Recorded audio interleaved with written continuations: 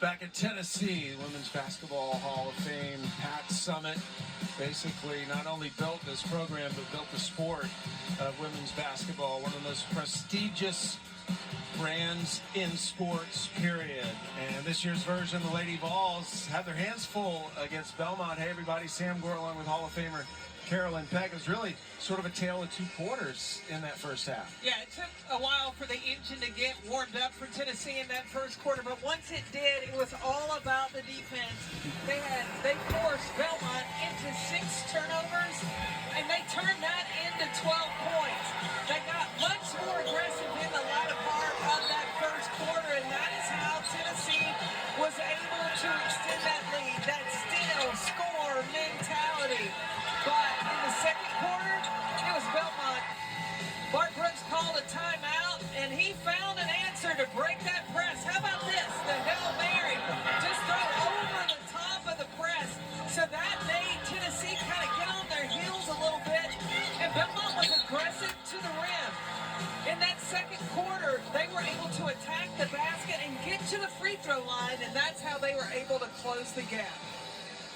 A tale of two quarters. Tennessee scored 12 points off turnovers in that opening quarter, and then Belmont outscored Tennessee 15-7 over the course of the 10 minutes. Well, this is a rivalry that has gone back decades. Pat Summitt, of course, started the Tennessee program. Betty Wiseman, known as Belmont Betty, started the Belmont program. They've been playing since the 60s, and it's Belmont that actually leads the all-time series. Though Tennessee's won the last 3, and really this is only the 3rd meeting they've had since the turn of the century. But if you are Belmont in the locker room and you look at this box score and you look what you were able to do in the second quarter, that's got to give you a little confidence. Tennessee on their home court, being a Power 4 school, they've got to come in and send a message early in this third quarter. Tennessee 2-1, coming off a win over UT Martin over the weekend. And the Lady Vols faithful here, they continue to break attendance records here at Food City Center. They broke 7 different records last year in this building. Starting young here in Tennessee.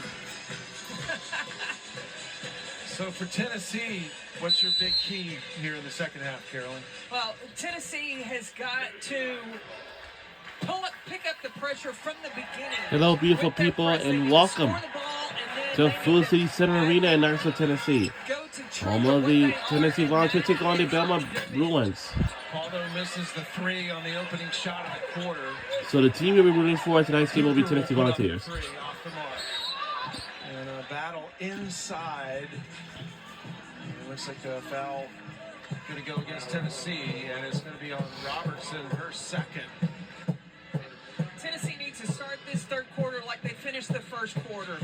They've got to be aggressive, and I know Kim Caldwell wants them to gamble a little bit. Go ahead and bring that pressure. Banks trying to get it across, does to Eubank.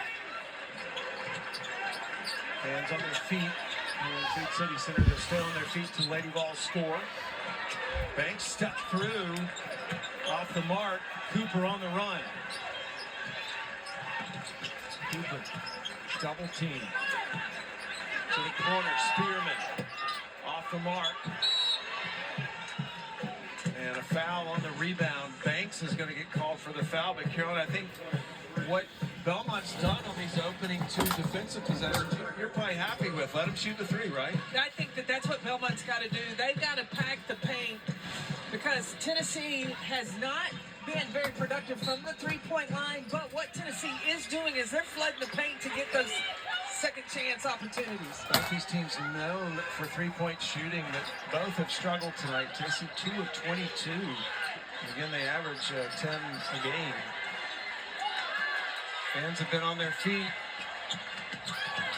since the opening part of the quarter. The block and then the follow. Spearman grabbed the block shot and stuck it back in. And more paint points for the Lady Vols.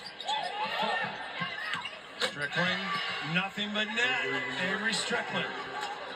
That's what Tennessee's got to be concerned with. If Belmont gets those open looks for the three, they're going to knock them down. Strickland has both Belmont threes. And Tennessee struggling from the three-point line. This is what they're missing from last year. Spear hit 77, Spencer hit 66, and Tess Darby at 58. And that's what Tennessee's searching for. Who is going to be that three-point shooter go-to for the Lady Vols? That was the first time in Lady Vols history they had 3 players with over 53s on the same team. Denial defense by Spearman. Officials look at each other and decide the ball will stay with Belmont. And they may take a look at it. Their officials will review this.